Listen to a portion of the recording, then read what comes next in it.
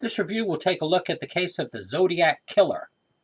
And it's quite a case. It dates back several decades. And here's kind of a picture of what the Zodiac Killer looked like. And there we go. And that's a sketch of what he looked like at one of his attacks. And his crime spree took place in the 1960s. And let me advance this a bit. One moment, please.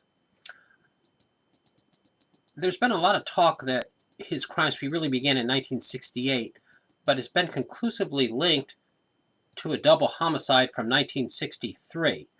And let me get this on the screen here real quick. As you can see, that's Robert Domingos and Linda Edwards. They were two youths who went to the beach in 1963 and were tragically gunned down. Okay. At first, this case was not connected to the Zodiac, but as time went forward, a solid connection has been made, although it hasn't been revealed publicly what the connection is. Okay, and they were seniors in high school, and on senior skip they went to the beach one day, and unfortunately they crossed paths with the Zodiac Killer, and that's Robert Domingos on the right and Linda Edwards on the left there. Okay, and let me. This took place in 1963, and strange enough, there was very little information about this case until the internet came out, and then it finally got more publicity, and it's definitely been connected to the Zodiac. And let me advance this a bit here. Let me, one moment, please. And let's see. I think there's a good article about the case. Investigators set up search for clues in slaying of Lompoc High School pair. Linda on the left there and Robert Domingos on the right. And took place 1963, as I stated previously. And let me advance this a bit. And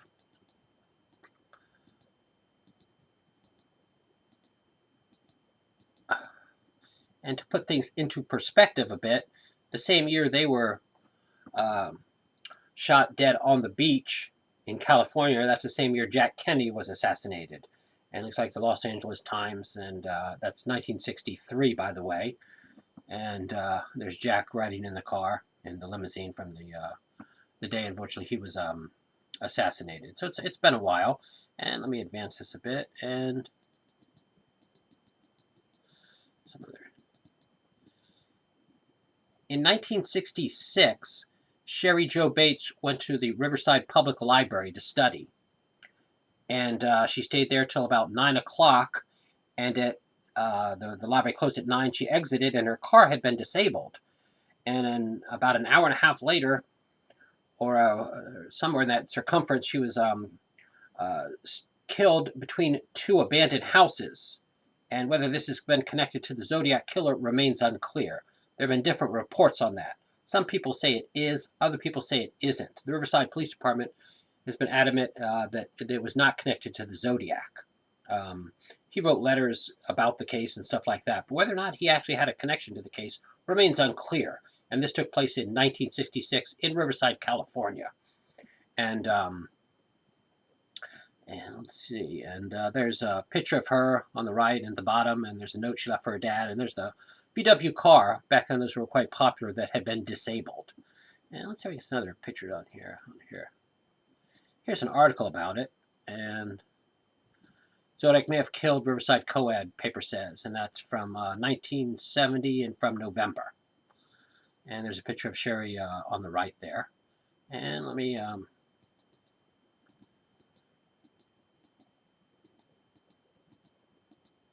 let's see, one moment, please. Let me get and there's the area where the crime took place. And it's between two empty houses. And it's like an alleyway there, and her body's there on the right. I don't want to show this picture too long. Again, this case has never been solved, and whether it's connected to the Zodiac remains unclear. And let me advance this to 1970. 1968. And in 1968, these two youths on the screen here, David Faraday on the right and Betty Lou Jensen, went for a drive together. And they were on an isolated road between two communities. And they tragically were gunned down. And the Zodiac approached them from behind. He got them out of their vehicle and shot David as well as Betty Lou Jensen. And David was a wrestler at his high school and involved in the Boy Scouts, and Betty Lou Jensen was also involved in community and school activities. And this case has largely been credited with being the debut of the Zodiac Killer, but it's been conclusively linked he operated prior to this, and this took place in 1968. And this took place in Benicia, California, on an isolated road connecting two communities.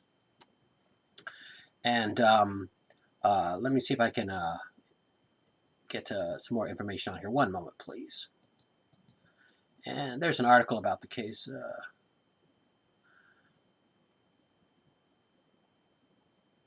I get it on the screen here. Investigators lacking clues in two slayings.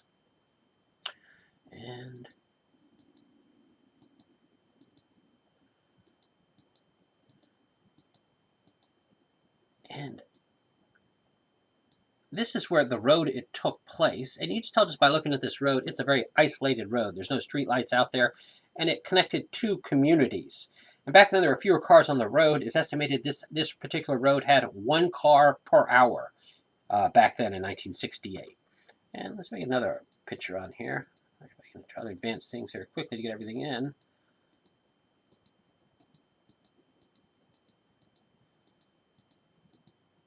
And there's another picture of the road. As you can see, it's quite isolated, out in the middle of nowhere. And he ambushed them, as I stated previously. And let me advance this a bit. And the next victims were a few months later in the following year, 1969, on July 4th. And there's Darlene Ferret and Mike Mago.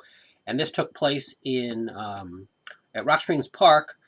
And the Zodiac actually approached them from behind, retreated his vehicle, and then returned and continued and got out of his car and shot Darlene and Mike several times. Walked away and then returned and continued the process. Darlene Ferrin on the left there ended up deceased, and Mike's actually survived. He was able to give a first-hand account of the shooting. And years ago, there was an excellent movie out about the case, and they did a let's see if I can get it on the screen here.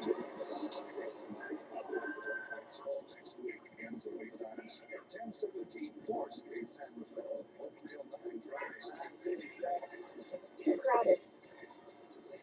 Find your start. Let's go someplace quiet. Okay.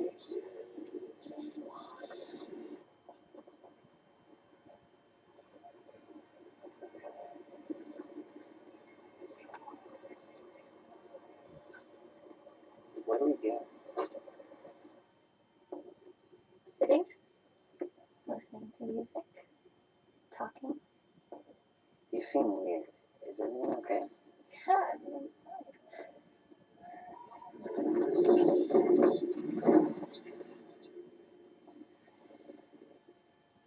It's July. How many shirts are you wearing? Cold. You're cold on the 4th of July.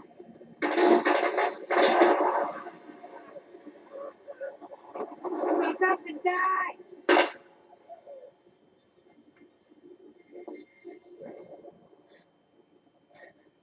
What? Woke up and die? Shut up.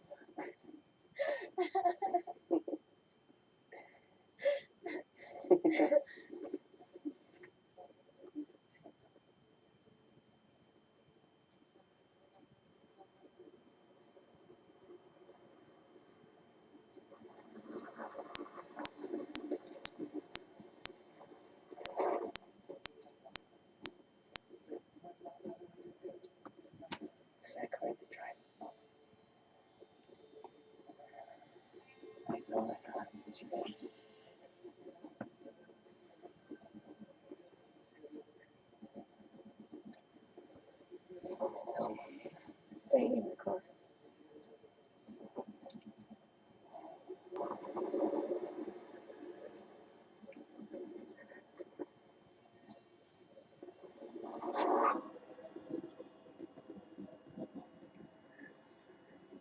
Is that your husband?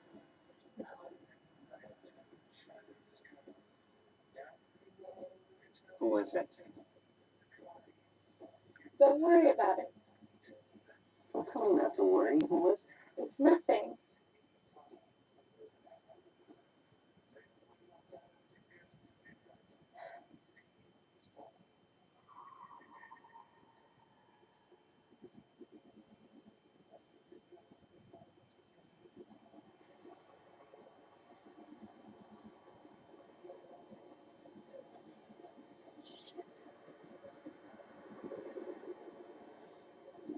Let's go. Now, D.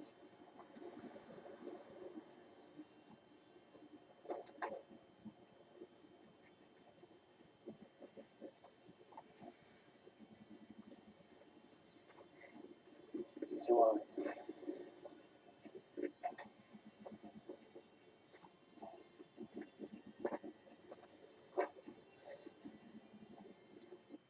And that's the shooting. I won't actually show that. And that's a rather accurate description. And let me get some additional information on here. See if I can get an article or something. And there's Terry's restaurant where Darlene Ferrin worked. Some people say the Zodiac knew her through that process. The evidence really doesn't support that. It's kind of a long shot. And let's see. And there's Darlene Ferrin's sister appearing on a talk show. And I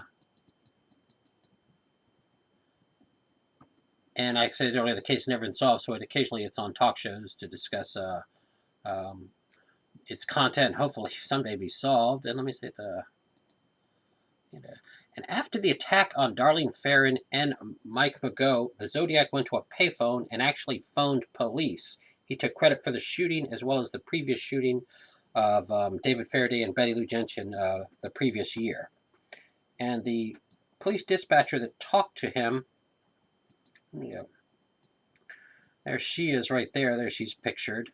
And she's intertwined with the case because she actually talked to the Zodiac, and at the end of the phone call, she described him as taunting. Okay, and let me get some additional information on here. One moment, please. The next attack. Oh, okay. There's a crime scene picture of the attack on Darlene Ferrin and Mike Mageau at Rock Springs Park. And let's see. Let me get the next thing. There's the vehicle Darlene Ferrin and Mike Mageau were riding in. So it's kind of a 60s throwback. It's a tan Corvair. It may not be exactly like, but that's kind of quite similar to one they were driving. And the next attack took place at Lake Berryessa. Involved Cecilia Shepard, age 22, and Brian Hartnell, age 20. They were college students, and they ran into each other at the college cafeteria. They were friends previously. Cecilia had transferred and decided to go shopping, but instead they detoured, went to Lake Berryessa. And they were quite isolated on the lake, quite a ways from the road. And Cecilia noticed that somebody was staring at them, and the person went behind a tree. And then Brian thought the person was quite a ways away, but it was much closer, and he kind of ambushed them. And he had, here's his description of what he looked like. He had a hood on, rope, a knife, and a gun. And they were quite isolated when he ambushed them.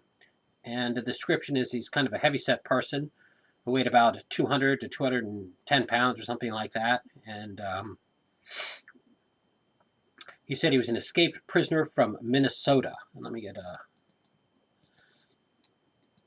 during the attack, he originally told him he was going to take their car and he needed money, but instead he tied them up. Actually, Cecilia tied up Brian, and then he tied up Cecilia, and then retied Brian, and he attacked them with a knife. Cecilia died the following day. Brian survived and became somewhat of a media sensation because he did interviews and stuff like that. As time went forward, he faded into oblivion. He didn't like to be associated with the case too much anymore.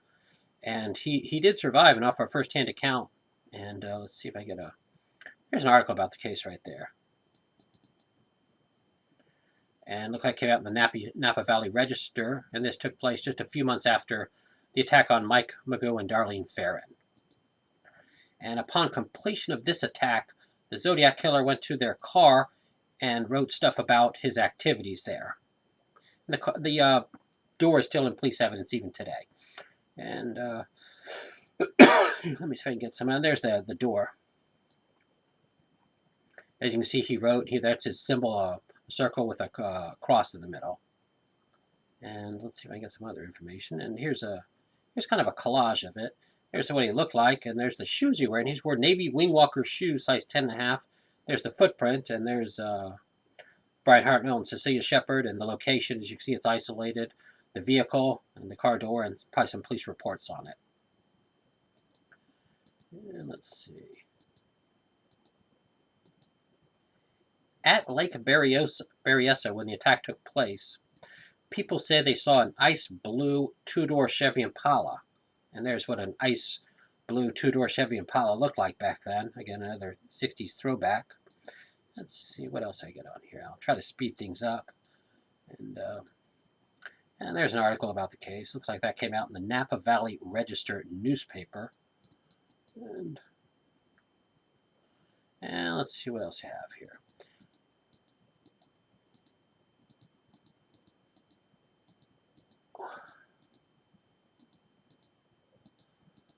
The next attack, by the way, the Zodiac sent several regularly corresponded with the media over 20 times, and he sent ciphers. There were 4 total. One was deciphered a few days later by a high school teacher. 2 were never deciphered, the smaller ones, but the larger one was deciphered just recently, and it didn't lead to his identification, by the way, and that's an example of one of the ciphers he sent. And the next attack took place in San Francisco. Okay. A taxi driver picked up a fare ad in front of a hotel in downtown San Francisco. He took it to a relatively wealthy neighborhood at Washington and Cherry Street. From there, it drove up an additional block. I think somebody was walking their dog, and the Zodiac killed the driver and wiped the taxi down with a cloth to prevent any fingerprints, and he took the taxi driver as part of his shirt, wallet, and car keys. And that's the crime scene there. Fortunately, across the street, some youth saw him, and they immediately called police. And the police arrived just moments later, and they actually conversed. They think he actually conversed with the Zodiac, and he misdirected them. He disappeared into a local park, and eventually made his way to a vehicle and absconded. Now, they were able to get a sketch of what the individual looked like, and that's the sketch. That's a combination of the police seeing him, and the youths across the street. There were 3 of them, by the way. And let's see if I can advance this a bit. And here's an example of one of the letters the Zodiac sent to the newspapers. He mostly dealt with the San Francisco Chronicle, by the way. And after that, he sent letters saying he was going to bomb school buses. Okay, and there's an example of the letter with a bombing that he was going to do. And school buses were shadowed by police cars and helicopters, but no attack took place. And let's see. Here's an article about the shooting in downtown San Francisco. It's in Presidio Heights neighborhood. It looks like that's a San Francisco Chronicle newspaper from October 1969. And that's the actual taxi which he was shot in. And they think they got his fingerprints from there, but they're not completely sure. Okay, that's how that works. The fingerprints off the taxi, the exterior on the door. He was seen wiping down, so tried to eliminate his fingerprints. We wiped it down, by the way. And let's see if I can get a few days later. That's the area they think they left his fingerprints. A few days later, he sent a piece of the taxi driver's shirt to the newspaper saying he's responsible for the shooting. Excuse me there. And so he's definitely connected to it. And from that point on, he kind of disappeared. Now, there's some reports that he... and there's a sketch of him again. There's some reports that he a lady was driving her car, and he told her tire was bad, and she undid the lug nuts on her car. And let me switch gears a bit. Here's a scene from a movie about the shooting at in San Francisco. As you see, there's on the right there is the taxi. It looks like the detectives there and the police lights and stuff like that. Well, getting back to the lady, he got her in her car, saying her tire was bad. He undid her lug nuts, and then she traversed a bit. The tire came off, and she got in his car, and he drove her around for a while, but she eventually was able to escape. Now, whether or not that was actually the Zodiac remains unclear. She went to the police afterwards and said, "This person gave me a ride," and she saw a sketch of the Zodiac, said that's him. But there's been discrepancy whether this actually took place, and or whether it was the Zodiac or actually took place. And she was able to jump out of the car, and a trucker drove down a certain road, and he stopped and helped her out. And from that point on, the Zodiac disappeared. He wrote letters to as late as 1974, but there was no direct links to any killings or anything like that. And let's see, they think he had a Navy background. And here's the article about that. Woman fears the Zodiac was her benefactor, the person who gave her a ride. And I'll try to speed things up in here. And let's see. Here's an example of what the letters he wrote to authorities. As you can see, there's his handwriting. There's the cross with a circle and some code down there. Let's see what else I can get in here. Now, with today's technology, they're trying to take old evidence and get DNA samples and stuff like that, but they haven't been able to solve the case. And let's see. Whether or not the Zodiac's still alive till this day remains unclear. There's never been an arrest in the case or anything. And there's quite a bit of material on it. Just surf the internet, and there's dozens of books. There's websites, YouTube videos, documentaries. And if you turn on late night television, he pops on there too. It's been described as the ace of cases. Okay, it's a case that's just never been solved. Some people think the Zodiac is actually still alive today. Was he driving to and from work? It's hard to say for sure. But I can't think of anything else. I think I got everything in here. And let's see if I... Yeah. And the case has been labeled inactive at times, but they've since rejuvenated a bit. And the FBI has been involved in investigation and pretty much several law enforcements and law enforcement agencies. There's been rumors that there's been discord between the law enforcement agencies. They don't always cooperate. And a total of 2,500 people have been checked out as being the Zodiac, and there's never been an arrest in the case. And I guess that'll do it. And there's the sketch on the left there and what he might look like today. And I tried to get everything in here in a timely capacity. Hopefully it came out good. If you've heard about this case, hopefully it's a good flashback. If not, hopefully I got everything in. And that should do it. And let me get a final screen on here. One moment, please. Let's see. One moment, please.